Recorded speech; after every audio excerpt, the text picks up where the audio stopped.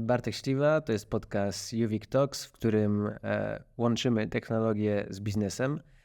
Dziś odczarujemy troszkę pojęcie zwinności, powiemy sobie, czym jest Scrum, a naszym gościem jest Michał Pięciorek. Cześć Michał. Dzień dobry, cześć Bartku. Michał, standardowe pytanie dla wszystkich. Co cię łączy z biznesem? To jest dobre pytanie. To może tak pokrótce się przedstawię. Michał Pięciorek, z UViciem jestem związany 3 lata. Swoją przygodę tutaj zaczynałem od stanowiska specjalisty do spraw rekrutacji IT. Natomiast ukończyłem Uniwersytet Ekonomiczny. Myślę, że z perspektywy czasu mogę powiedzieć, że studia były jedynie dodatkiem do tego, co robiłem na co dzień, bo bardzo aktywnie uczestniczyłem, powiedzmy, w życiu studenckim, ale działałem w organizacjach, jak Parlament Studencki, Fundacja Studenckie Forum Business Center Club. Tam działałem jako koordynator projektu, później przewodniczący regionu, później przez 3 lata w zarządzie ogólnopolskim. Stąd też moja przygoda zawodowa z Business Center Club w Loży Katowickiej, gdzie to jest Business Center Club, to jest taki klub przedsiębiorców, który zrzesza firmy w całej Polsce. Współorganizowałem 23. i 24. Śląską Galę BCC, także ten kontakt z biznesem był i te problemy, z którymi wtedy przedsiębiorcy się spotykali, czy spotykają obecnie, nie są mi obce. Obecnie jestem Scrum Masterem, współpracuję z zespołami deweloperskimi, współpracujemy z międzynarodowymi klientami i tworzymy produkty cyfrowe najwyższej jakości. Zaintrygowało mnie to, co powiedziałeś, że problemy biznesowe nie są ci obce. Czy możesz zdradzić jakiś z problemów, które podczas działania przy BCC zapadły ci w pamięć? Jeżeli chodzi o takie problemy, to one były bardzo różne i wiadomo, że jedne były bardziej skomplikowane, drugie mniej. Generalnie BCC jako klub też nie tylko zrzesza przedsiębiorców, ale również pomaga im na co dzień. To były problemy często natury jakichś przekształceń w spółce, czy być może jakieś interpretacje z urzędów skarbowych. Wiadomo, prawo zmienia się dość diametralnie, co utrudnia działanie biznesowi, więc problem był jeszcze bardziej, że tak, były jeszcze prostsze, ale myślę, że codzienna praca. Okej. No właśnie, jesteś moim kolegą po fachu, bo jesteś Scrum Masterem i zakładam, że niestety rynek mocno zepsuł pojęcie Scruma, Scrum Mastera i często nasi klienci mają taki ambiwalentny stosunek w ogóle do zwinności, więc może powiedz twoimi słowami, jaka jest twoja rola jako Scrum Mastera. Co w ogóle robi, po co jest? Co w ogóle robi, po co jest, tak? To jest dobre pytanie i często też się z tym spotykam. Czy to, powiedzmy, jak tłumaczę rodzinie gdzieś tam na jakichś urodzinach, co ty tam właściwie, synu, robisz? Czy to jak rozmawiam z osobami, które na co dzień nie są związane z IT, to nie do końca rozumieją tą rolę. Nawet się nie dziwię, bo rola Scrum Mastera jest dość specyficzna. To znaczy, o ile każdy mniej więcej słyszał, czym jest Scrum i to te odpowiedzialności nie są takie jasne. To znaczy specyfika tego zawodu polega na tym, że efekty pracy Scrum Mastera nie widać od razu. To znaczy dopiero po czasie można sprawdzić, czy Scrum Master faktycznie dowozi, czy zespół działa bardziej efektywnie, czy też nie. No bo w Scrumie mamy 3 role. Dla tych, którzy nie spotkali się, żebyśmy mieli to samo zrozumienie. Mamy oczywiście product ownera, czyli to jest ten przedstawiciel biznesowy, który zbiera wymagania, czy to od interesariuszy, czy z rynku, priorytetyzuje te zadania, nadaje pewien kierunek, wskazuje, co powinniśmy zrobić w pierwszej kolejności, więc łatwo sklasyfikować i wyobrazić sobie taką osobę. Mamy deweloperów, bądź ogólnie zespół, który przekształca te wymagania w funkcjonalności i czy to pisze kod, czy w ogóle tworzy produkt, bo Scrum nie tylko w IT. No i mamy tego nieszczęsnego Scrum Mastera, który siedzi z boku i tak właściwie nie wiadomo, co robi, za co go w ogóle rozliczać i tak dalej. Scrum Master jest odpowiedzialny przede wszystkim za to, żeby Scrum był stosowany zgodnie z tym, jak powstał. To znaczy, że w mojej opinii, żeby Scrum przynosił tą wartość, taką wykorzystać pełni potencjał Scruma, no to jednak trzeba zachować te wszystkie zasady, które zostały tam opisane. Ich nie ma wiele, ale trzeba wziąć jako całość, więc dba o to, żeby w procesie tej pracy te wszystkie elementy ze sobą współgrały. Jest odpowiedzialny też za efektywność zespołu. I jeżeli zespół jest efektywny, osiąga cele sprintu, produkt powstaje inkrementalnie, czyli stopniowo dobudowujemy funkcjonalność, no to jest dobry sygnał. To znaczy, że zespół działa, więc ten Scrum Master być może tam im pomaga. Scrum Master również pomaga product ownerowi, bo o ile on jest odpowiedzialny za to, żeby wyznaczyć kierunek, no to nie zawsze będzie wiedział, co jest najbardziej istotne, co ma większy priorytet, więc Scrum Master jest tą osobą, która pomaga znaleźć jakieś techniki, a priorytetyzacji jest takim wsparciem i wspólnie gdzieś tam zastanawiamy się, na czym powinniśmy się skupić, więc też jest wsparciem dla product ownera.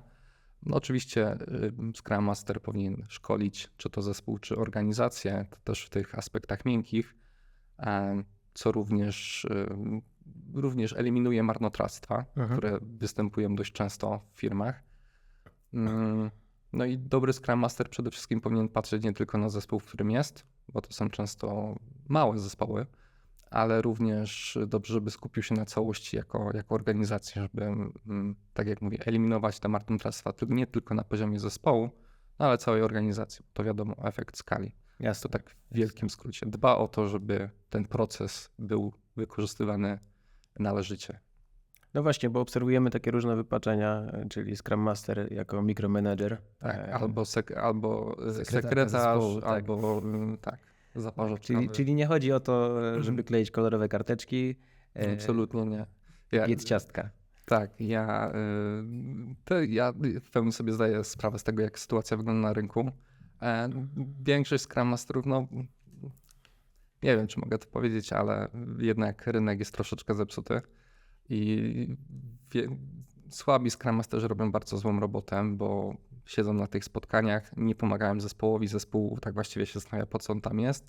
No i tworzy to taką aurę, że to w sumie jest sekretarz zespołu i nie wiadomo, co robi, jaki jest jego efekt. A tak jak wspomniałem, efekt pracy Scrum Mastera widać po czasie, nie? Po zespole, po tym, czy produkt jest dowożony.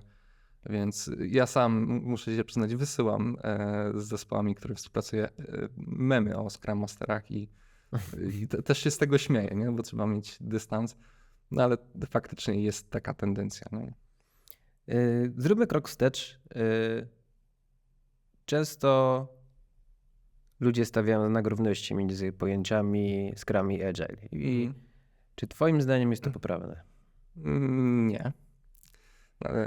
Agile jest pojęciem znacznie szerszym. To znaczy Agile jest pewnym sposobem pracy, pewnym sposobem myślenia, być może nawet stylem życia dla niektórych. Tak, mindset to jest to słówko, które zawsze lubię używać w stosunku do Agile'a. Tak, w pełni się z tym zgodzę, więc to jest, tak najprościej tłumacząc, jest to umiejętność dopasowywania się do otaczającej nas rzeczywistości, czy to na polu zawodowym, czy na polu prywatnym, bo wiemy, że możemy sobie coś zaplanować długoterminowo, a później rzeczywistość puka i jest zgoła odmienna od tego, co sobie zaplanowaliśmy, więc taka umiejętność dopasowania się do realiów rynkowych, czy też prywatnych, tak bym sklasyfikował Agile.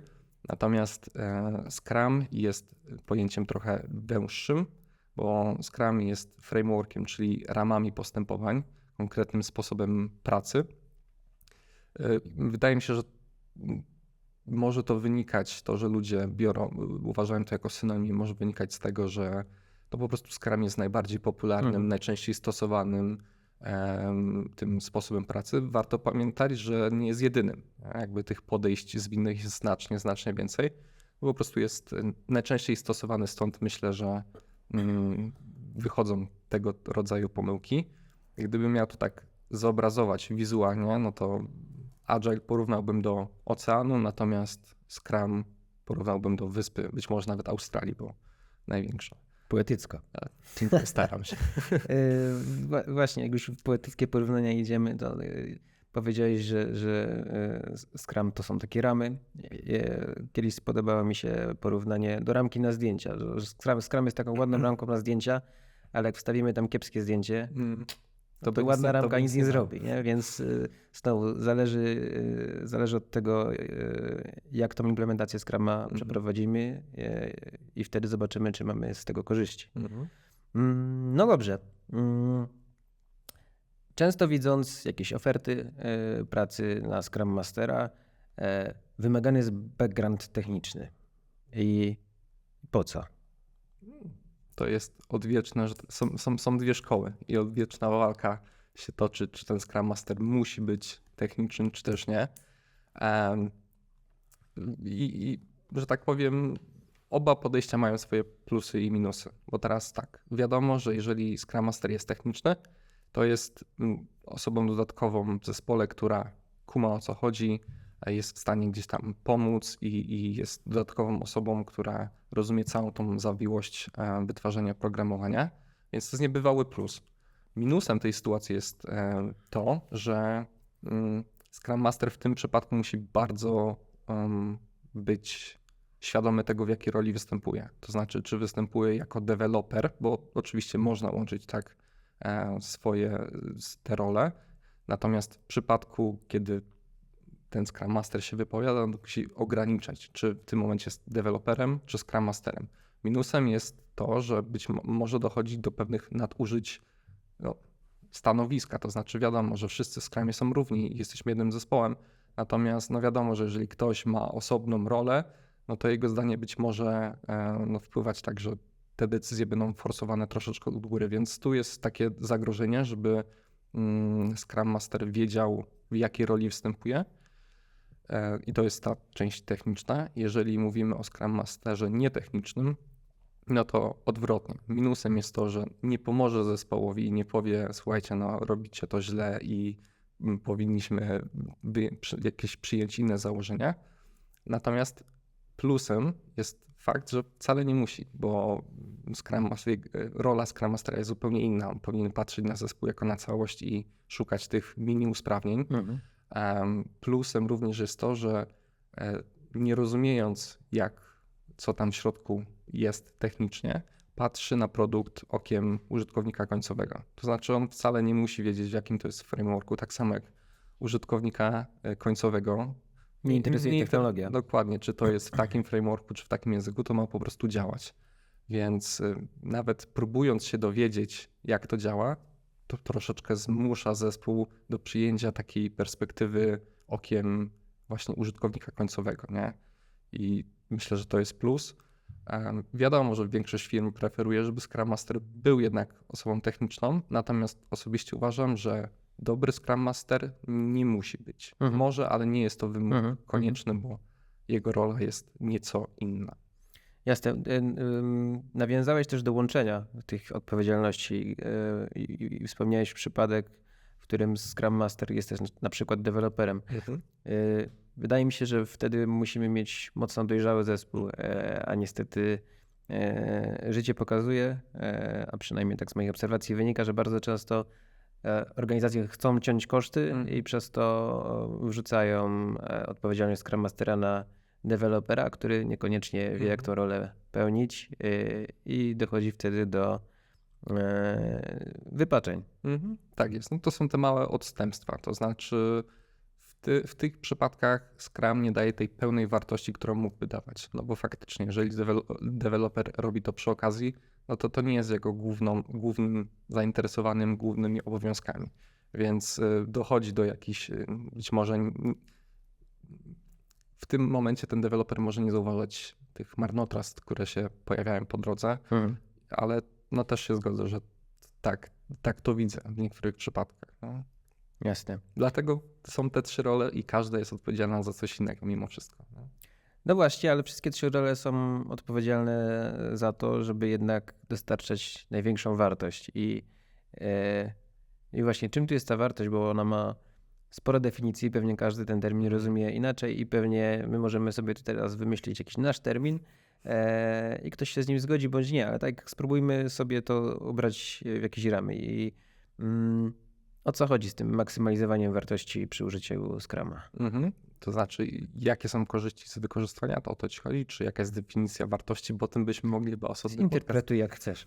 Okej, to wydaje mi się, że przewagą stosowania Scruma jest to, że pozwala bardzo szybko zweryfikować pewne założenia biznesowe, bo wszystko wygląda pięknie na papierze i w Excelu. Jeżeli firma chce stworzyć jakiś produkt, no to wiadomo, że na etapie prezentacji i ustalenia celów w pokoju wszystko jest świetne. Natomiast może okazać się, że finalnie możemy stworzyć produkt, który nie do końca odpowiada na potrzeby użytkowników. Teraz jeżeli pracujemy w Scrumie, to wcale nie musimy spędzić całego roku na development i dopiero na samym końcu okaże się, że w sumie tego produktu nikt nie chce. Więc są oszczędności i budżetowe również i czasowe i wysiłkowe. Z przewagą Scruma jest również to, że nie wymaga tego, aby produkt stworzyć od razu w całości i dostarczać od razu gotowy produkt. Możemy stworzyć część oprogramowania, które działa i mierzyć na bieżąco, czy spełnia oczekiwania, czy trafia do klientów, czy nasze założenia były słuszne. Jeżeli są słuszne, świetnie, idziemy dalej. Po każdym sprincie, czyli po każdym etapie dobudowujemy kolejną działającą funkcjonalność i budujemy to oprogramowanie krok po kroku. To troszeczkę tak, jakbyśmy budowali zamek z klocków. Mamy klocki, chcemy zbudować zamek, ale nasza wizja może się z czasem zmienić. Jeden element możemy dodać, jeden możemy odjąć i to pozwala jakby dopasować ten produkt, czy cokolwiek tworzymy pod potrzeby. Jeszcze miałem jedną myśl. Generalnie zgodzisz się z tezą, że jeśli nie zaangażujemy tych naszych interesariuszy, tego biznesu, to używanie Scruma jest bez sensu? Myślę, że tak, bo największą wartością jest właśnie ten bliski kontakt, czy to właśnie z interesariuszami, czy przede wszystkim z użytkownikiem końcowym, bo interesariusze są bardzo ważni, ale najważniejszy jest zawsze klient, no bo to dla niego to robimy. A jeżeli trafiamy w potrzebę i spełniamy te potrzeby, no to interesariusz również będzie zadowolony. I jeżeli nie mamy tej pętli zwrotnej, tej informacyjnej, słuchajcie, czy idziemy w dobrym kierunku, czy to, co robimy, ma sens, no to tracimy jedną z najważniejszych wartości, no bo to właśnie o to chodzi, żeby te pętle zwrotne były krótkie, szybkie i treściwe. Czyli mówiąc wprost, taki prawilny Scrum niejako powinien wymuszać na nas tą tak zwaną pętlę inspekcji, adaptacji, czyli oglądania tego, co zespół dostarczy przez potencjalnych odbiorców tego produktu. Dokładnie tak. I też trzeba być całkowicie szczerym. Nie zawsze wszelkie decyzje, bo teraz oczywiście zachwalamy Scruma, natomiast nie zawsze wszelkie decyzje będą słuszne. No i teraz jeżeli coś okaże się, popełnimy jakąś błąd, normalna rzecz, zdarza się, to w tym momencie nie musimy iść dalej i brnąć w tych błędnych założeniach, tylko od razu ucinamy, słuchajcie, to nie działa, wyrzucamy i z każdą pętlą, z każdym sprintem uczymy się coraz bardziej klienta, wymagań, więc ten finalny wynik jest znacznie lepszy i odpowiada na konkretne potrzeby, a nie na to, co sobie wymyśliliśmy w zamkniętym biurze, nie?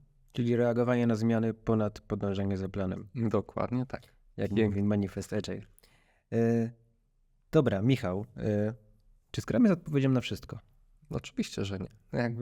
Chciałbym, żeby tak było jako Scrum Master, oczywiście mógłbym zachwalać, natomiast oczywiście, że nie. Ja też nie jestem takim tradycjonalistą, takim ortodoksem. Tak, że powiem, że Scrum jest zawsze i wszędzie najważniejsze. Oczywiście, że nie. Podejśmy do tego zdroworozsądkowo. Wszystko zależy, jaka jest potrzeba, to znaczy, co musimy zrobić. No bo na przykład, jeżeli chcemy zbudować budowaliśmy już któryś z kolei to wiemy, co trzeba zrobić, jakie są etapy, co następuje po sobie, jaki jest szacowany koszt, no to w tym momencie, jeżeli mamy tego typu projekty, które są powtarzalne, przewidywalne i już je robiliśmy, no to wsadzanie tam Scruma jest totalnie bez sensu i przerost formy nad treścią. Scrum sprawdza się wtedy, kiedy nie wiemy, jaki będzie finalny wynik. Te założenia mogą się zmieniać i dlatego w IT bardzo szybko, że tak powiem, sprawdza się, no bo pewne założenia pierwotne po weryfikacji mogą okazać się nieakuratne, więc też pozwala dostosować się.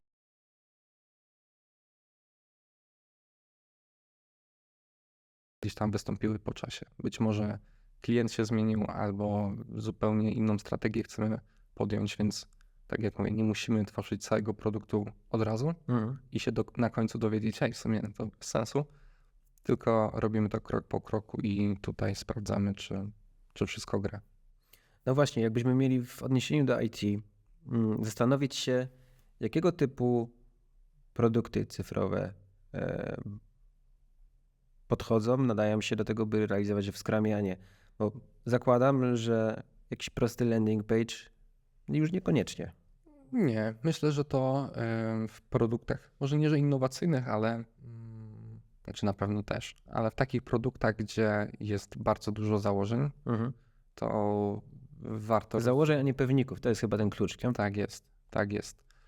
Kiedy tworzymy jakiś zupełnie nowy system i tak jak wspomniałem, założenia w zamkniętym biurze na prezentacji mogą być świetne, natomiast później weryfikujemy to z rynkiem, no i tutaj decydujemy, czy to jest dobry pomysł, czy też nie. Jeżeli nasz pomysł na startup, który oczywiście zawsze jest świetny, po 2-3 iteracjach okaże się, że jednak może nie do końca trafiliśmy w potrzeby klienta, to lepiej uciąć temat albo zmienić założenie na samym początku, niż brnąć i przypalać ogromne budżety na to i dowiedzieć się o tym po roku. Więc Scrum świetnie sprawdza się w takich projektach niepewnych, gdzie jest dużo zmiennych, dużo założeń. No właśnie, z tą niepewnością, no bo wiesz, jeśli wykonaliśmy książkę, która jest dokumentacją pełną założeń, no to taki C-level albo właśnie panowie dyrektorzy, osoby odpowiedzialne za powstanie danego produktu, oni czują się pewnie, że oni wiedzą, czego oczekują i że to jest na pewno to. No i właśnie jak ich wytrącić z tego poczucia, z tego przekonania, że faktycznie wszystko pójdzie zgodnie z książką, którą napisali, którą skrupulatnie przez pół roku przygotowywali. Myślę, że tutaj takim czynnikiem na pewno będzie aspekt finansowy. To znaczy, jeżeli wyjdziemy z częścią produktu do klientów i okaże się, że nie ma zapotrzebowania i jednak te wyniki nie są tak świetne jak na zielonych grafach. Ale o tym się przekonają dopiero po wydaniu. A development będzie trwał 2 lata. No dlatego no właśnie dlatego dobrą praktyką jest wydawanie jak najczęściej, możliwie jak najczęściej, żeby nie dawać gotowego produktu od razu na rynek, tylko dostarczać go inkrementalnie, krok po kroku. Bo już może się okazać, że na początku nasze założenia są złe i w tym momencie nie ma sensu przepalać dalszych budżetów. Więc Scrum eliminuje marnotrawstwa, również te finansowe. I tak jak mówię, no, możemy, jeżeli nasze założenia są dobre, możemy w to brnąć dalej i super, tworzymy, dokładamy tą cegiełkę, natomiast jeżeli są złe, no to ten aspekt finansowy dla C-managementu będzie przekonujący, ale również ScrumGate tego nie posiada, natomiast istnieje taki dokument jak Evidence-Based Management, w sensie to jest taki dokument, który jest uzupełnieniem trochę Scruma, właśnie w tym kontekście takim analitycznym. Może nie będziemy wchodzić w głąb, ten dokument też nie jest duży, ale posiada tam 30, a może więcej, myślę, że więcej różnych mierników, które no, pozwalają nam zmierzyć i wyciągnąć te konkretne dane. I tak jak mówię, nie ma sensu wykorzystywać wszystkich mierników, no bo to jest mierzenie dla mierzenia. Może nie wszystkie są istotne, natomiast wybrać te kluczowe, które dadzą nam informacje, które będą nam pomocne i pomogą w podejmowaniu decyzji. Tak. Wiesz co, ja bym jednak podrążył ten Evidence-Based Management. Też jestem fanem tego frameworku. Mamy tam 4 obszary, w których mierzymy. Pamiętasz? Tak, unrealized value, czyli wartość niezrealizowane. Ten nasz potencjał do tego, co jeszcze możemy naszym produktem dostarczyć. Tak jest. Mamy current value, czyli to, co obecnie dostarczamy i w ogóle w którym miejscu się znajdujemy, czyli co dostarczamy w chwili obecnej. Mamy również ability to innovate, czyli taką umiejętność dopasowania się organizacji do innowacji, do wytwarzania tych pomysłów nowych. Oraz mamy również time to market, czyli ona nam mówi o tym, jak szybko jesteśmy w stanie dostarczyć pomysł, ideę, konkretny produkt, w jakim czasie jesteśmy w stanie dostarczyć tą wartość. I wtedy też możemy sprawdzić, czy ten nasz Scrum działa, czy my faktycznie tą wartość dostarczamy. I tak jak powiedziałeś, istotne jest, żeby nie brać wszystkich mierników, tylko wybrać sobie kilka konkretnych, ale jednak mierzyć te 4 obszary. Dokładnie tak. Okej. To jest dodatek. Scrum Guide tego nie mówi, natomiast powstały różne uzupełnienia i takie pojęcie. Wyższe levele Scruma już o tym traktują troszkę. Trochę tak. Tak. Dobrze, Michał. Mam takie pytanie na zakończenie. Mam prośbę, żebyś podzielił się czymś, co cię ostatnio zainspirowało. Może być książka, może być film, jakaś aktywność, może jakaś zmiana w życiu. Wiesz co, ostatnio co do aktywności, to przez całe życie myślałem, że nie lubię gór. Na zasadzie zawsze kojarzyło mi się to ze smutnymi rajdami w szkole, gdzie chodziło się cały dzień i po prostu człowiek był zmęczony i żadnej radości z tego nie było. Natomiast ostatnio odkryłem, że to jest świetne odcięcie się od tej takiej naszej szarej codzienności. Miałem tego pecha, znaczy nie miałem osoby, która by mi to wcześniej pokazała, bo raczej nie chodziłem po górach, jak byłem młodszy i tak jak mówię, raczej miałem złe skojarzenia, natomiast pokazano mi, że to jest zupełnie coś fascynującego, bardzo polecam, może nie dla każdego, ale to ostatnio się u mnie zmieniło, że kurczę, chyba będę częściej jeździł, zwłaszcza, że tu z południa Polski mamy blisko. Nawet sobie nie zdawałem sprawy i myślę, że to taka ostatnia zmiana, więc bardzo polecam. W jakim miejscu byłeś? W Karpaczu. W Karpaczu. Ja w Karpaczu też byłem, ale w hotelu. Też się dobrze bawiłem. Dobrze, Michał. Dzięki za dzisiejszą rozmowę. Dziękuję. I zapraszamy na kolejny odcinek podcastu Juvik Talks.